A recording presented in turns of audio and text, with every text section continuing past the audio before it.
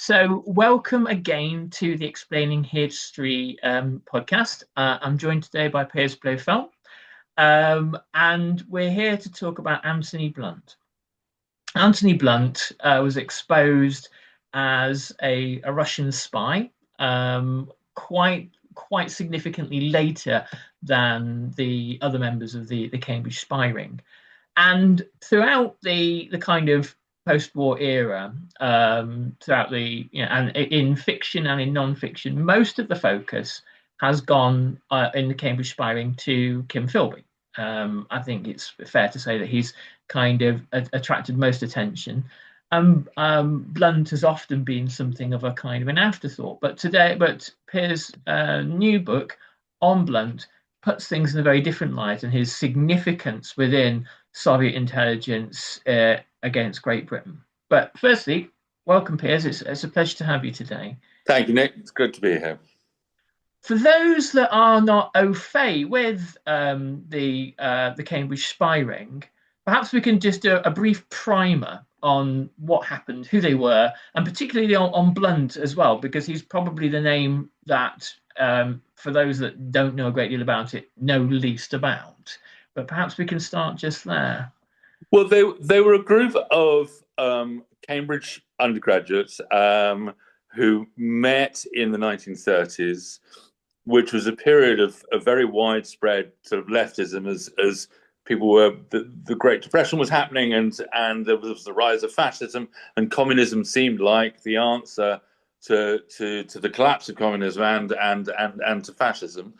And they certainly, Guy Burgess, Kim Philby, Donald Maclean, and Anthony Blunt, and then arguably the fifth man, Cairncross, were recruited by the NKVD, the forerunner of the KGB, to spy for Russia. And in the case of, Guy Burgess, Anthony Blunt, and Kim Philby, they worked, Kim Burgess only briefly, for the British Secret Services, Philby for MI6, for the exterior Secret Services, Blunt for MI5, the interior Secret Services, during the war, and in Philby's case, after the war, passing over goodness knows how many secrets and causing goodness knows what damage. In 1951, Burgess and Maclean was his cover had been blown. He was going to get caught,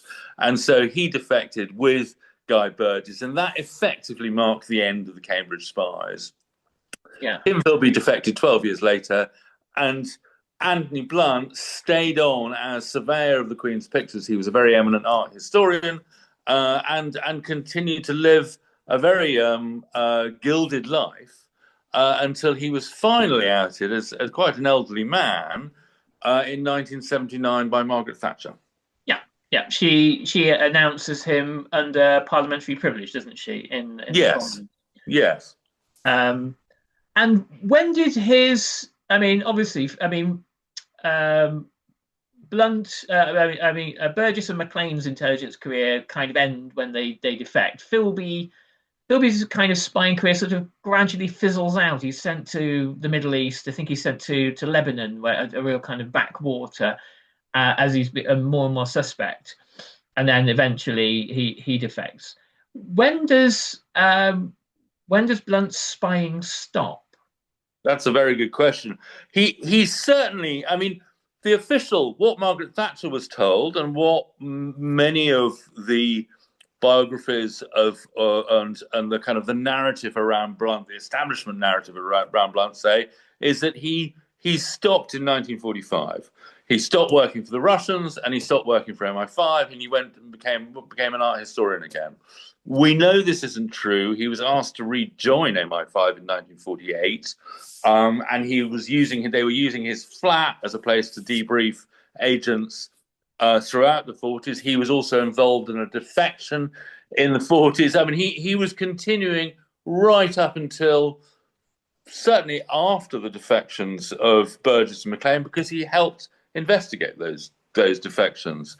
And likewise for the Russians, he continued to be active for a number of years.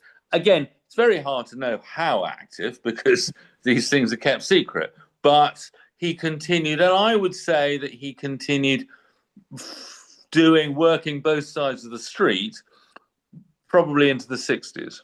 Okay. Okay.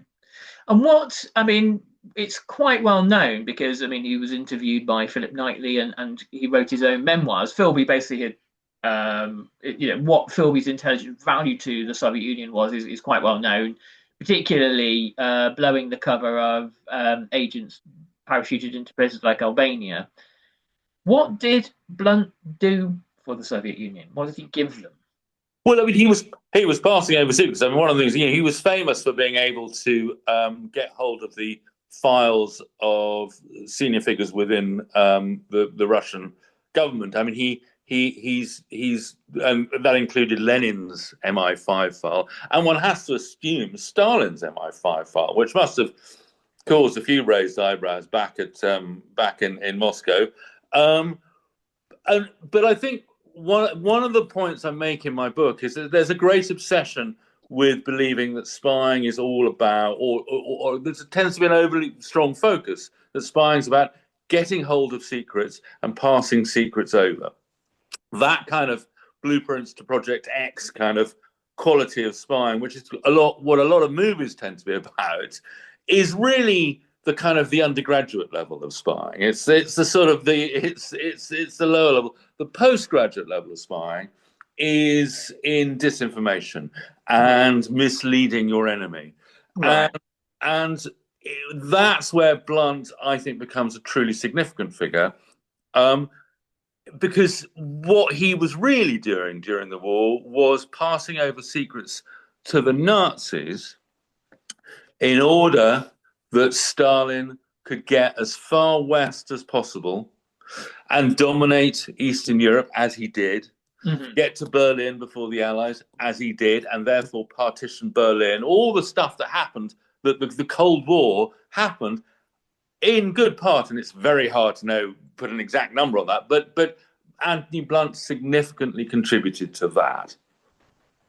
And I suppose there's a moment where if you're helping to mislead the Nazis by your kind of position in MI5 and allowing misinformation to filter back to Germany, you are helping both Britain and the Soviet Union at the same time, and I guess there's a way of justifying that. Well, so this is there's. You can, when it comes to D-Day, which is Stalin wanted D-Day to happen, so that the Second Front would be opened up and that would draw resources away from the Eastern Front. There's this agent called Josephine, but Blunt mirrored the very famous Garbo deception operation. Garbo, the British agent who got awarded the Iron Cross by the Germans for his value to the German cause as they saw it. Which persuaded the Germans that the Normandy landings were a feint, and that the real landings were going to happen on the beaches near Calais. Yeah. But Blunt's information arrived at German High Command via Sweden 4 hours before Garbo's information did, and they exactly mirrored each other. And the fact that the Germans were getting those two sources of information from opposite ends of Europe made a huge difference. In other words, Garbo worked because of Blunt. But then, 3 months later, when Operation Market Garden was being planned, and it was planned very quickly, and it was only about 3 weeks, it was put together, he released detailed order of battle to the Germans in order to prevent Market Garden succeeding, because if Market Garden had succeeded, British tanks would have punched their way into Germany. And there's a very good high likelihood that the German High Command would have surrendered at that point. With British tanks on German soil, that would have been war over. And Stalin was still fighting his way out of Ukraine at that point. So you therefore have a situation where there were 16,000 casualties at Market Garden. Those casualties can be ascribed to Anthony Blunt's treachery, again, in part. And that fact, I mean, if we fast forward to 1979 and the moment that Thatcher named Blunt and denounced him, Um, that sort of aspect of things Not was a part of it at all. that wasn't, that was that would that have even been known at the time? So I believe that senior figures within the British Secret Services did know. I think they worked out a deal with Blunt. I think they knew by 1956, and they lied to successive prime ministers, to the Queen, and of course to the Americans. Because it's not just 16,000 Allied soldiers that died at Market Garden. 30,000 Dutch people died in the famine that followed. I mean, you can begin to stack up the dead bodies that you can Yeah, put next to Blunt's name to very large numbers indeed. And no, I think they absolutely did know, and they went to very great lengths to hide it, which is one of the reasons why Kim Philby got promoted as the villain of the group, when in fact there's a fairly strong case for saying that, I mean, Guy Burgess was particularly hopeless, but that he really wasn't the most significant of them by a long way. yeah, yeah. So yeah. And talking about Philby, um, the way in which Philby's finally caught is kind of it's but I say finally caught, one a considerable sort of part of the process of catching Philby is basic police work. It was an FBI man in Washington that looked at the number of blown operations and cross-referenced them with Philby's name and said, "Ah, this doesn't stack up." My policeman's instinct says that guy is involved, and he obviously, as an FBI agent in Washington, wasn't part of the kind of the class structures that Philby is part of. That often it has been often strongly alleged that school ties have a lot to do with this, and then Kim was it was a, was a good old boy. Is that firstly, is that credible? Was there a great deal of kind of institutional protection for people that couldn't possibly be a rotter, a good chap? And secondly, did Blunt benefit from that? Being kind of shielded for being a kind of a member of the British establishment. I mean, I think that tends to be slightly overstated. I mean, I think one of the things, all of the Cambridge spies, none of them were as posh as people tend to make out they were. Yeah, Yeah, they were public school boys, but they were all, every single one. Kim Philby's father, he converted to Islam, and his mother was possibly a quarter Indian. He's not quite right, and they were all, and he was very poor, and likewise Anthony Blunt. None of them were as sort of mm-hmm. old school tie as we tend to Yeah. portray them as being. But I think the other thing that's a huge factor, I mean, that's a huge factor, is that the fight against Nazism was really all consuming, particularly for the people who were together in 1940, when it really looked like we were teetering on the brink of defeat and catastrophe. These people have been, as very young men, through this incredibly intense experience, and they were really loyal to each other. I mean, that's fairly understandable. Yeah. You can then also add in the fact that certainly what in Blunt's case, there were a hell of a lot of students who had hammer and sickle posters on their walls in the 30s, and who were kind of fellow travellers, and a lot of those people, because they were all at Oxford and Cambridge, because that's basically was the two universities that pretty much the entire talent pool of the civil service and most of government came from. They were all very senior figures, or becoming senior figures by the 50s and 60s, at the heights of their careers. And they may well have been indiscreet or a bit naughty without necessarily being actively a spy. Yeah. Because apparently else they saw it, they were helping, the Russians were our allies in the fight against Nazism again. So I think it's quite a complicated picture, that one. I certainly think that Blunt utilised his establishment credentials, and Philby was undoubtedly protected by that as well, to a degree. There's a great book about St. Jim Philby, Kim Philby's dad, called Philby of Arabia. I forget who it's by. I've got it on the table next to me. It's a brilliant book, isn't it? And it talks a lot about their class position, and they're sort of just at the very periphery of this sort of notion we have of the establishment, but they were skint a lot of the time. Absolutely, yeah. And Philby's mum took in lodgers. Exactly. We're not talking super posh by any means. No. And Blunt. So, when does Blunt's career in the art world begin?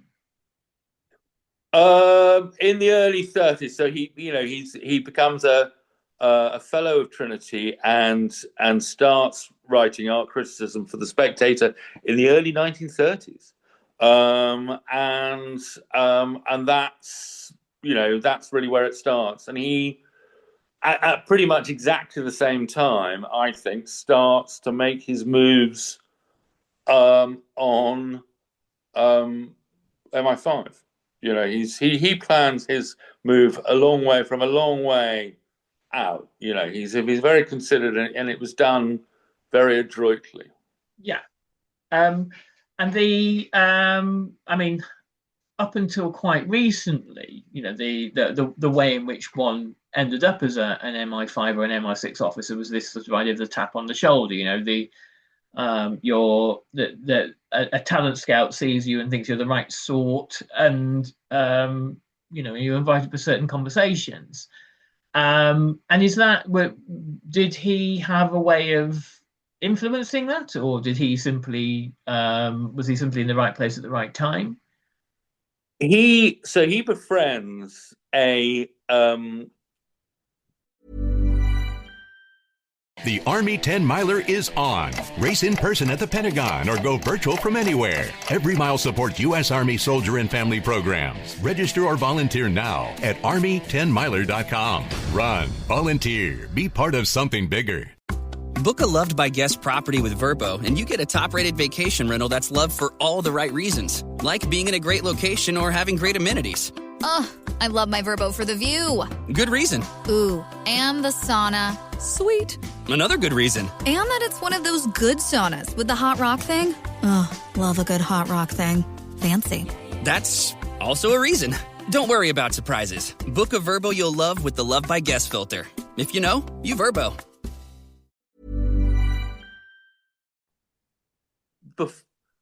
People forget that there was a second communist revolution in this one in 1919 rather than 1917 in Hungary. It was quite short-lived, and it ultimately lost.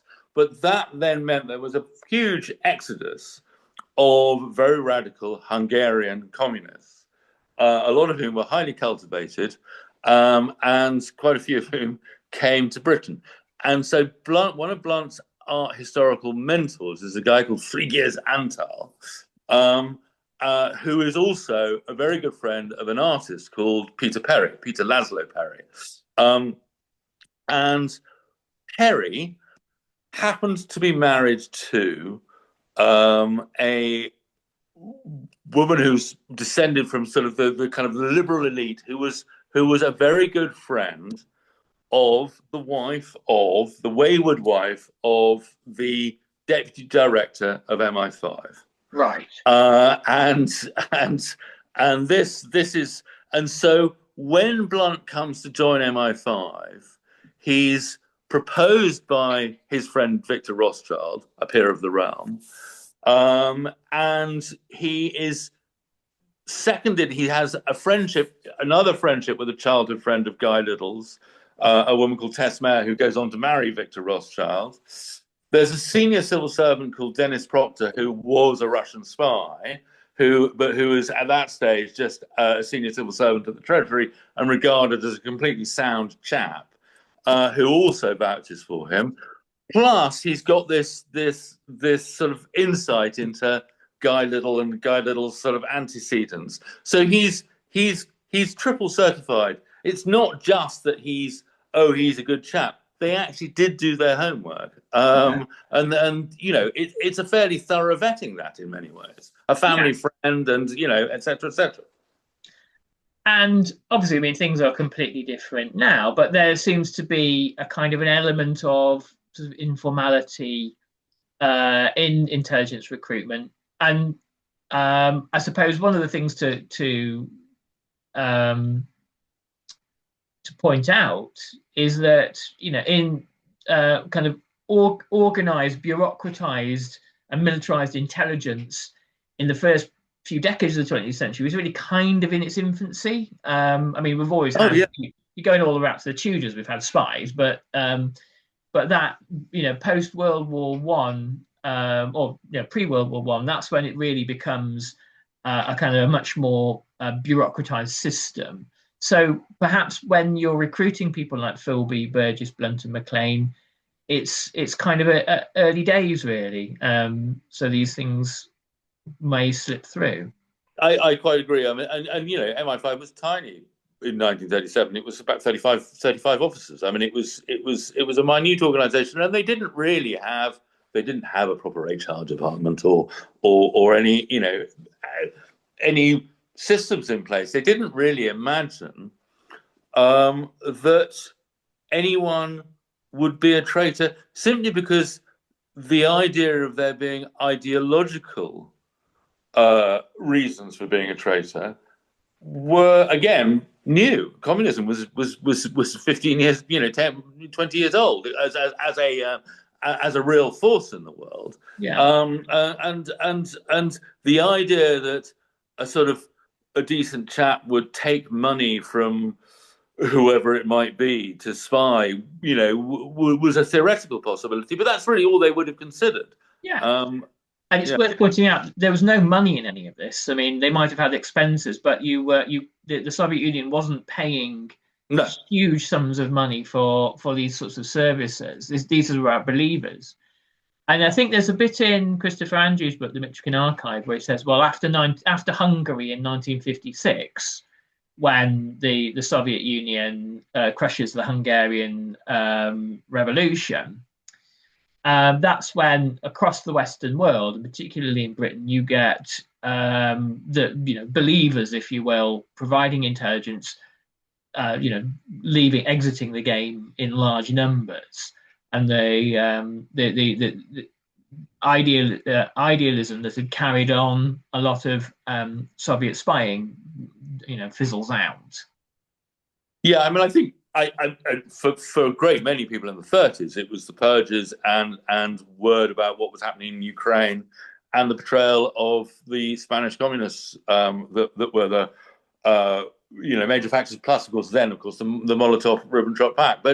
But certainly, I think Stalin recognized, like a true revolutionary, if you like, that a very small number of fanatics is worth a great many thousands of lukewarm student types, if you see what I mean. I mean, people who are really prepared to be ruthless are worth a lot more than all sorts of people who are prepared to protest. Yeah. How does Blunt get caught?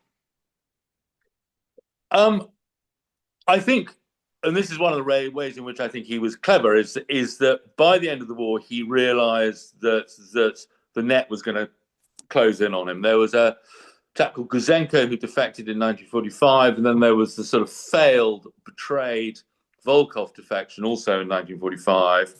And I think he figured out that it was eventually going to happen, that someone was going to start connecting dots, and that the crucial links and chains were going to happen.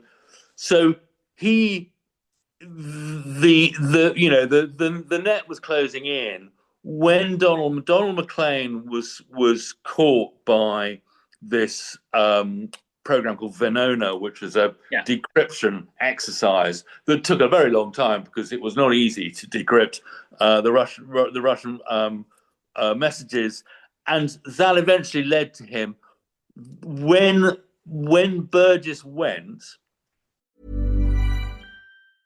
The Army 10-miler is on. Race in person at the Pentagon or go virtual from anywhere. Every mile supports U.S. Army soldier and family programs. Register or volunteer now at Army10miler.com. Run, volunteer, be part of something bigger. Ever notice how life's best stories don't happen in your living room? They happen on the open road, out on the water, or parked under the stars. At Progressive, they get that you want to focus on the experience, not worry about the what-ifs. That's why they offer quality insurance designed for your ride, whether that's a boat, RV, or motorcycle. Adventure with confidence. Visit Progressive.com and see how easy it is to protect your favorite way to get away. Progressive Casualty Insurance Company and Affiliates. Not available in D.C. Prices vary based on how you buy.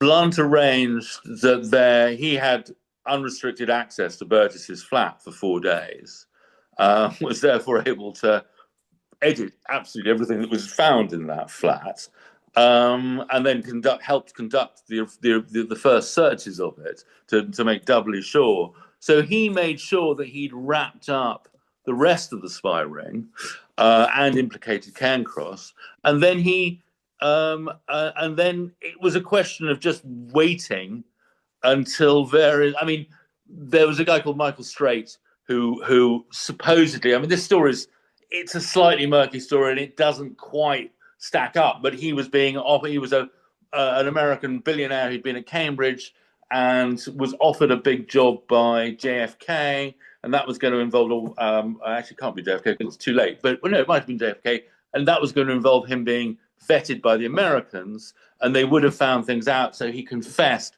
in order to not get into trouble for trying to hide something, and that led to him then putting Blunt's name forward as a spy.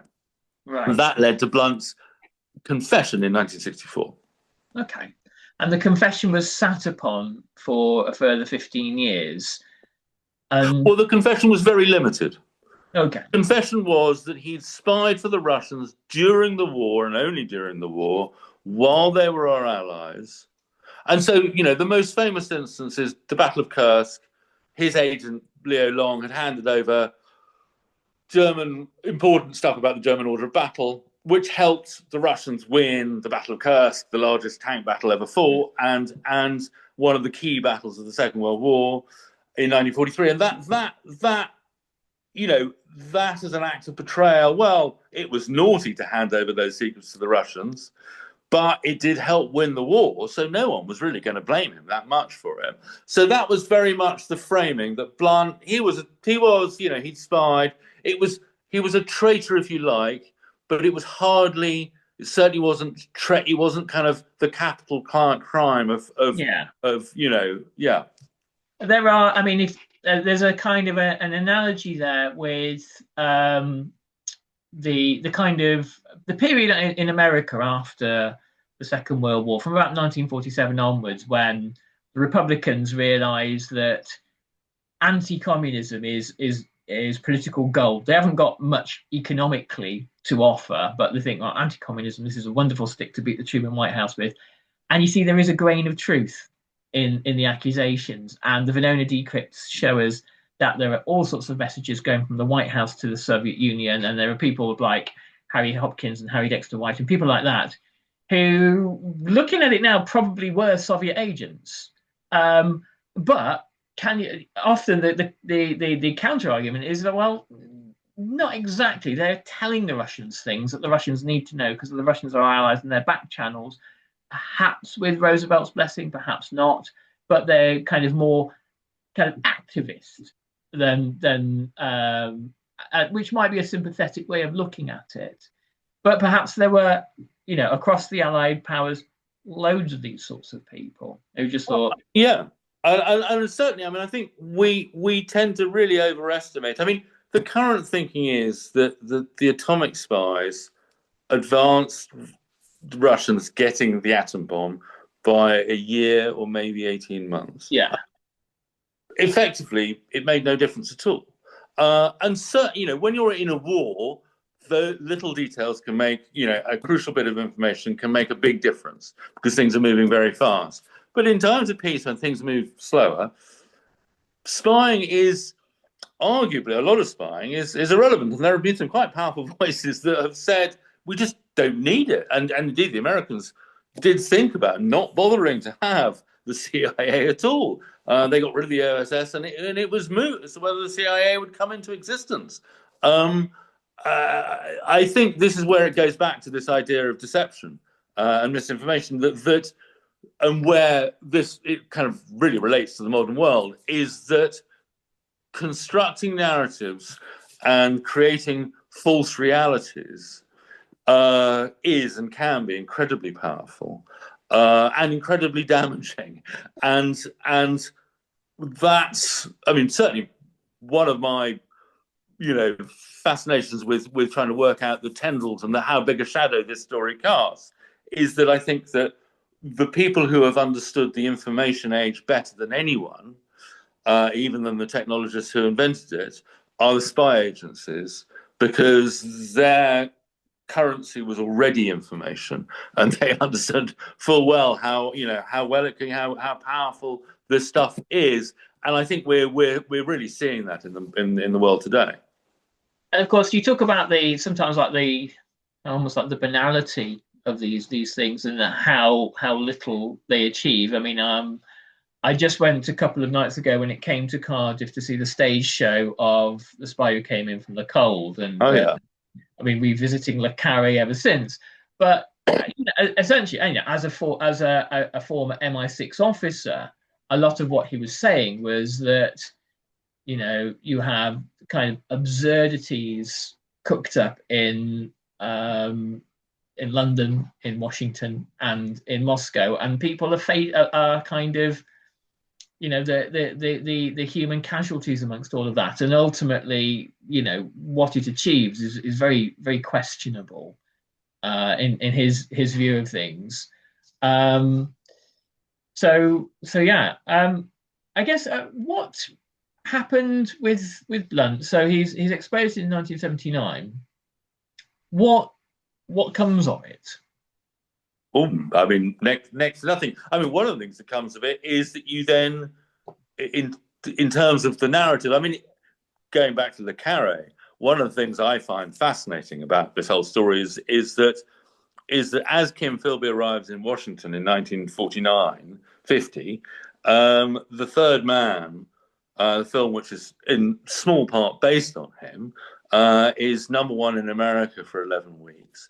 And in 1979, when Blunt is outed, it's almost exactly a month after the final episode of the amazing Alec Guinness Tinker Tailor Soldier Spy serialization. So the sense that art and life kind of mirroring each other and reflecting off each other, and what happens where after Blunt is outed, it's very limited, and very quickly moves are put in place to shift the narrative away from Blunt, onto Roger Hollis as the suspected fifth man. The whole spy catcher case kicks off when that sort of dominates really the middle part of the 80s.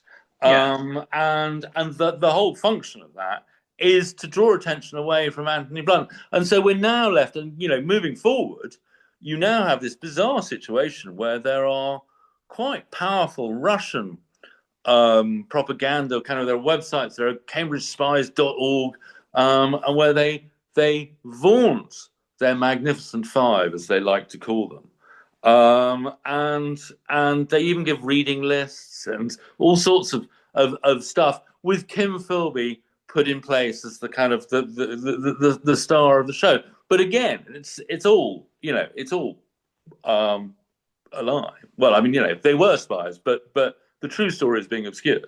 Yeah. What was Thatcher's motivation for outing him? Why did she do it? Well, interestingly, I mean, she arrived in government believing in open government, and believing that secrets were were a problematic thing in governance, which I think there are quite a few politicians who start off on that and then get schooled by the secret services, or walk into a storm of whatever it is. So, and she was just in a very normal, small town, Middle England way, appalled that someone who was a knight and who'd worked for the Queen and was such a respectable figure had also been a traitor. And she thought that was shocking and awful. And she particularly disliked the idea that there were a lot of upper class men who had protected him, which they were. So she came at it from a frankly position I think many people would relate to now. Yeah. But it very quickly led her to no longer believing in open government, becoming altogether more secretive. But she was comprehensively misled by her own cabinet secretary and by the Secret Services. Yeah, and I think if you look at kind of the social background of Margaret Thatcher is really, really important. She is in a cabinet of really, really old Etonians, and they've got former guards officers, and some of the more moderate people in the Thatcher era, Willie Whitelaw and people like that, and Jim Pryor, who were kind of part of in her eyes, not to go off on a kind of a lot of tangent about Britain in the 80s, but sort of part of Britain's problem, not quite to the extent that she dislike the unions, but she's sort of the kind of an ossified establishment that was holding the country back. She was and really riven throughout the civil service. She was not a fan of. There we must, I think, leave things for today. But before we do, just two quick questions. Firstly, how easy was it to research this? What were the kind of the research challenges for the book? Well, one of them was that MI5 decided to dump about 5,000 pages of files on Anthony Blunt into the National Archives about halfway through my process of writing books. So that was a huge mountain of extra work to do, and out of which I got about, I think, 12 snippets of useful information. The main thing was that I was trying to look at material that was quite well established, but looking at it from a different angle to what most previous people had looked at it. And then I was following trains of thought that hadn't really been followed. And I kept on expecting to come up against a fact that was going to make me go, oh my God, that's going to be a problem for me. But I never did. I mean, every fact that I came across seemed, it constantly agreed and reiterated the thesis I had. So it was, and then it was, within the files, because one of the main tasks I set myself was trying to accurately describe what Blunt had done for MI5 during the war, while he was at his most active as a spy, because no one's ever really described that. And that, because that's been quite heavily weeded, that involved quite a lot of casting around and looking at slightly random files, trying to find traces of Blunt, which I did. But that was the process, roughly speaking. And finally, a quick pitch for the book. Tell us about it and where it can be purchased. Well, Amazon, Waterstones, and indeed many independent bookshops. And it's called Master of Lies, and it is the untold story of what Anthony Blunt really did. Brilliant. Well, Piers, it was a real pleasure to talk to you today, and it would be lovely to chat about intelligence history again in the future if you have the time. Thanks, Nick. I really enjoyed it. And as we always say, so if you can purchase it from an independent bookshop, please do. They're the ones that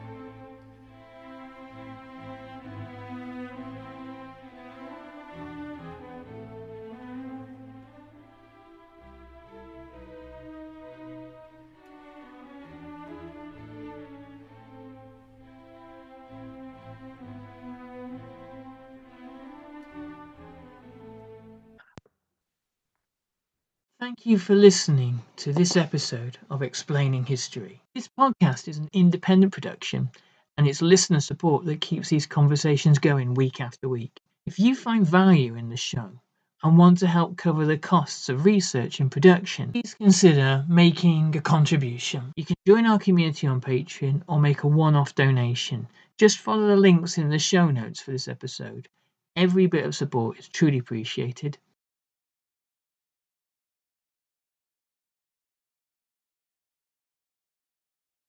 Thanks again for listening.